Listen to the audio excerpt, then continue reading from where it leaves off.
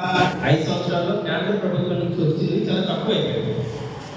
అయితే ఈసారి కేంద్ర ప్రభుత్వం నుంచి గ్రాంట్ తీసుకురావాలని మన గౌరవ ముఖ్యమంత్రి గారు, ఉప ముఖ్యమంత్రి గారు, మరి ముఖ్యంగా ఉప ముఖ్యమంత్రి గారు ఢిల్లీకి వెళ్ళి కేంద్ర ప్రభుత్వం నిధులు గ్రామాలకు అందించాలి.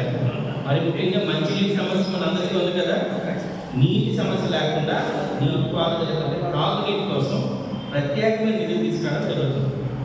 అవి కూడా మన గ్రామాలకు వస్తాయి.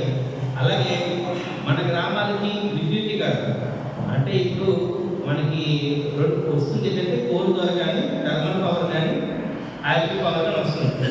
ఇప్పుడు గ్రామాల్లో కూడా సోలార్ పవర్ని వాడుకోవాలని, మనందరినీ రెన్యూబుల్ ఎనర్జీస్ ముందు తీసుకురావాలని ప్రభుత్వం ఒక మంచి పాలసీ తీసుకురావడం జరిగింది.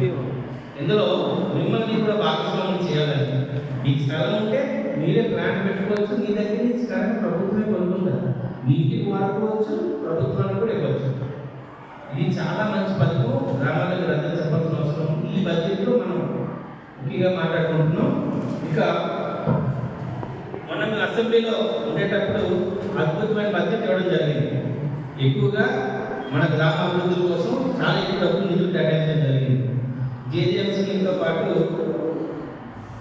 రాష్ట్రానికి రావాల్సిన ఎన్ఆర్టీఎస్ వర్క్స్ని మనం గత ప్రభుత్వం 30% ఎక్కువ వస్తుంది. ఈసారి ప్రత్యేకంగా పోయి మాట్లాడుకొని కేంద్ర ప్రభుత్వంతో ఈ యొక్క 5 నెలలకే మనకు వచ్చింది 150 కోట్లు మన జిల్లాకి ఇవ్వడం జరిగింది. ఒక 5 నెలల్లో ఇంకా రావాల్సింది దగ్గరగా 350 కోట్లు ఎన్ఆర్టీఎస్ వరకు తీసుకురావాలన్న ఆలోచనతోనే ప్రభుత్వం ఉంది. మీ అందరూ కూడా నాతో పాటు మిగతా మేళాన్ని కలిసి మన్య జిల్లాకి కొంచెం ఎక్కువ ప్రాధాన్యత ఇవ్వాలి.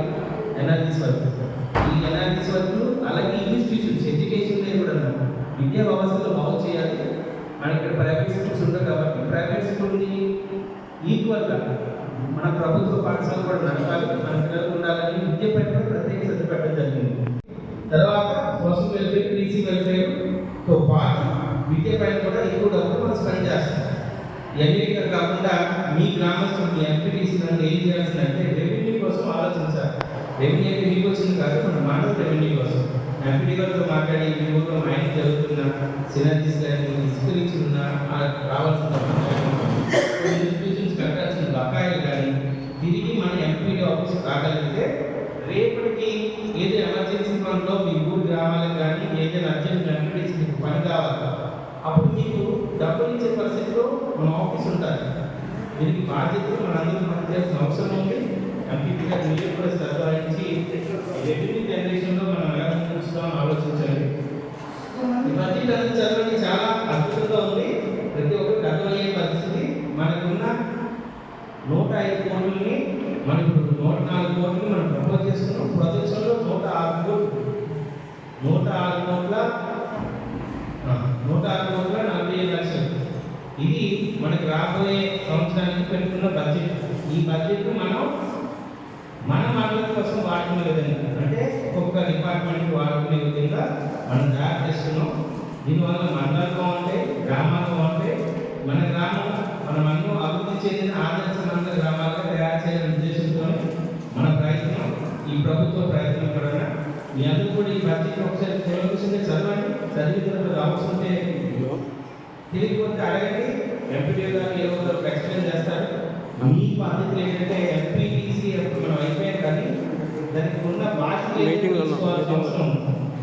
రేపు మీ ఊళ్ళో అడిగితే అది కాదు కానీ మీరు చెప్పేటట్టు ఉండాలి. అవునా తల్లి? ఆడవాళ్ళే తొందరగా నేర్చుకుంటారు. మళ్ళీ కొంచెం కలిసినప్పుడు ముందు అడుగుతారు. మీరే చెప్పాలి బడ్జెట్ ఏంటి అని. ఎంపీపీ గారు కాబట్టి మీరు ముందుండండి. రేపు రాబోతున్న తరాల 33% మహిళలకి రిజర్వేషన్ ఇచ్చేస్తే మొత్తం వాళ్ళంతా ఆడగా ఉంటారు. అందుకని మీరే ముందు నడిపించాలి. మీ గ్రామాలు ఎలా నడపాలంటే మీరు ఇల్లు ఎలా అయితే నడుపుతారు.